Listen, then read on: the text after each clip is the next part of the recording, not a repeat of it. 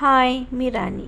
आजच्या नवीन व्लॉगमध्ये तुमचं सर्वांचं स्वागत. आजची सुरुवात झालेली आहे सकाळच्या देवपूजेपासून. आज आहे गुरुवार आणि मस्त मी स्वामी महाराजांची देवांची पूजा करून घेतलेली आहे. नामस्मरण वगैरे स्वामी चरित्र वाचून झालेलं आहे माझं.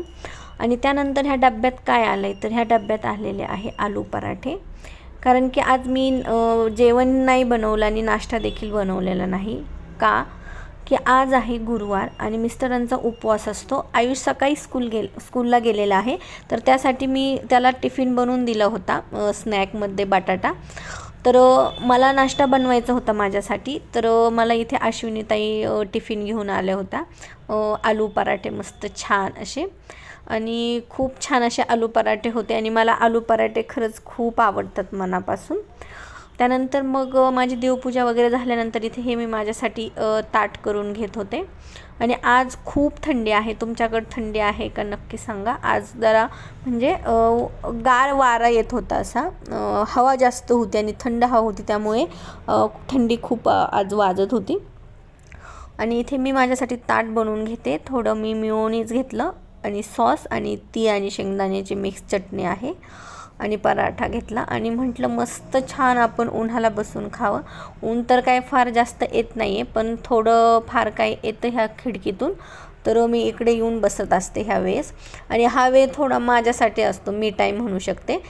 एक दीड पावणे 2 तास मला वेळ मिळतो, कारण की त्यानंतर आयुष येणार असतो. मग त्याचं चालू असतं, आई हे हवं आहे ते हवं आहे, त्याचं करण्यातच वेळ जातो. तर ह्या वेळेत मी असं इथं उन्हात बसून मस्त छान नाश्ता जेवण वगैरे करून घेत असते. आता 12 वाजलेले आहे बघा इथे. पण मला रोजच एवढा वेळ होतो नाश्त्याला किंवा जेवणाला, पण मी मग डिरेक्टली जेवणच करून घेते. आणि मस्त छान असं उन्हात बसून मस्त तुमच्यासोबत बघा गप्पा मारून माझं जेवण चाललेलं आहे. हे सांगत होते मी तुम्हाला इथे की 12 वाजलेले आहे आणि आत्ता मी नाश्ता करते 12ला, म्हणजे डिरेक्टली जेवणच होतं आहे माझं. आणि तुम्हाला माझे व्हिडिओ आवडत असेल तर व्हिडिओला लाईक करत जा, शेअर करत जा. अजून तुम्ही चॅनलवर नवीन असाल तर चॅनलला सबस्क्राईब करायला विसरू नका. आणि असेच नवीन नवीन छान छान व्हिडिओ पाहिजे असेल तर जी आपली बेल आयकॉन असते ना, तुम्ही सबस्क्राईब केल्यावर ती दाबायला विसरू नका. त्यानंतर आयुषचे स्कूलचे सॉक्स खराब झाले होते, तर आयुष इथे त्याच्यासाठी सॉक्स घेऊन आला होता आणि मला दाखवत होता की हे बघ आई कसे आणलेत. कारण की खालीच जवळ शॉप आहे आमच्या खालीच, तर तिथूनच आणायचे होते म्हणून मी पाठवलं होतं त्याला. मुलांना पण मग जरा पैशाची घेवण करते. तर चला तर बाय.